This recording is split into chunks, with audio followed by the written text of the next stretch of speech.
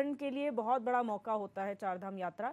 उससे पहले अगर इस तरीके की खबरें आते हैं, चाहे किसी भी स्तर पर आए हो, लोकल स्तर पर आए हो या फिर सोशल मीडिया प्लेटफॉर्म्स के जरिए, क्या एक संदेश दिया जाता है?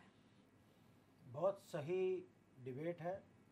मुद्दा उत्तराखंड की अस्मिता से जुड़ा हुआ है। हम देवभूमि के लोग हैं। देखिए दिव्या, 9 नवंबर 2000 को इस राज्य का निर्माण हुआ। नवोदित राज्य से यौवन की ओर ये राज्य बढ़ा है। परिस्थितियां जैसे कि तैसे वहीं के वहीं खड़ी है। अब आप देख लीजिए, आज की डिबेट में राजकुमार तिवारी जी केदार सभा के अध्यक्ष भी हैं, तो व्यापार संघ के अध्यक्ष भी यहाँ हमारे साथ डिबेट में खड़े हैं।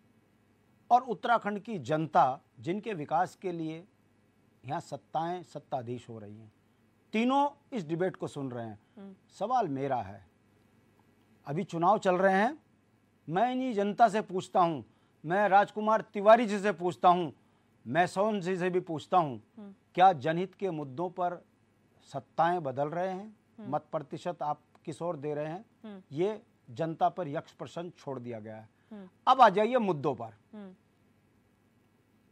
एक वर्ष में तो यात्रा पहली बार हो नहीं रही है। 24 साल में अनंत काल से यात्रा चली रही है और चलती रहेगी। केदार बाबा, जहां तक मैं धार्मिक क्षेत्र पर ज्यादा नहीं बोलता हूं क्योंकि मैं राजनीतिक व्यक्ति हूं, पर जहां तक मुझे ज्ञान है, कीचड़ वासी होता है, मरघट वासी है हमारा कैलाश बाबा। वहां पर दिव्य और भव्य की क्या जरूरत थी?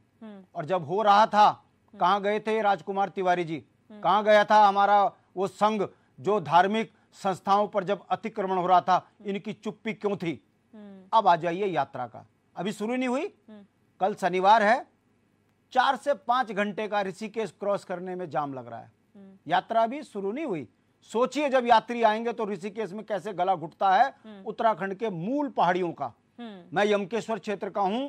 मेरे यहाँ के लोग 2 दिन घरों में कैद हो जाते हैं क्योंकि नीलकंठ यात्रा के कारण 6-6, 7-7 घंटे का गरुड़ चट्टी से लेकर दिल्ली तक जाम लगता है।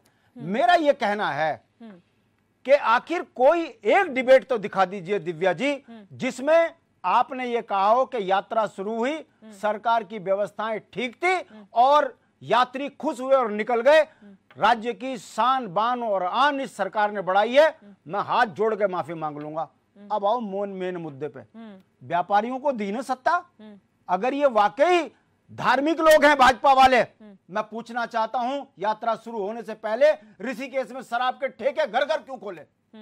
धार्मिक स्थलों पर शराब की दुकानें खोलने का दुस्साहस भारतीय जनता पार्टी ने इसलिए किया है क्योंकि ये जानती है कि चुनाव में वोट एक वर्ग विशेष को टारगेट करके फ्री में मिल रहा है। इसीलिए सनातन धर्म की संस्थाओं को बदनाम कलंकित करने का काम शराबियों को पैदा करने से किया। दूसरी बात, केदारनाथ में जब यात्रा 10 दिन पहले शुरू हुई, मैं पूछना चाहता हूं किसके आदेश पर पूरा उजाड़ कर खत्म कर दिया गया? कारण क्योंकि व्यापारी हैं। जितनी अव्यवस्थाएं होंगी उतने 1000 करोड़ का घोटाला फिर होगा। 2013 में बाढ़ आई, 2024 में भी अगर ये व्यवस्था नहीं सुधार पा रहे और 20,000 करोड़ रुपए का खर्चा हो गया, उसके बावजूद अगर भारतीय जनता पार्टी के प्रवक्ता ये बोलते हैं कि हम करेंगे, हम देखेंगे, हम ठीक हैं, तो इसका मतलब यह है, यह संदेश उत्तराखंड के उन जनताओं को है जो भाजपा को पोषित कर रहे हैं और वही अपनी संस्थाओं। अरे केदारनाथ आपने उजाड़ दिया, बद्रीनाथ का व्यापारी रो रहा है, उसको उजाड़ दिया। तो आप जब आप धार्मिक संस्थाओं को भी उजाड़ने पे आ गए, तो इससे पता चलता है कि आप सत्ता पे उन्माद मचा के बैठते गए हो। आपका उद्देश्य केवल व्यापार है।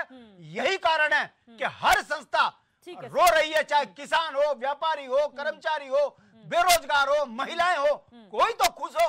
और अगर इतने उत्पीड़न के बाद भी यदि भाजपा सत्ता में आ रही है, तो मैं आपके चैनल पे बड़े दिल से कह रहा हूं, राज्य आंदोलन से निकला हूं, दोषी जनता है।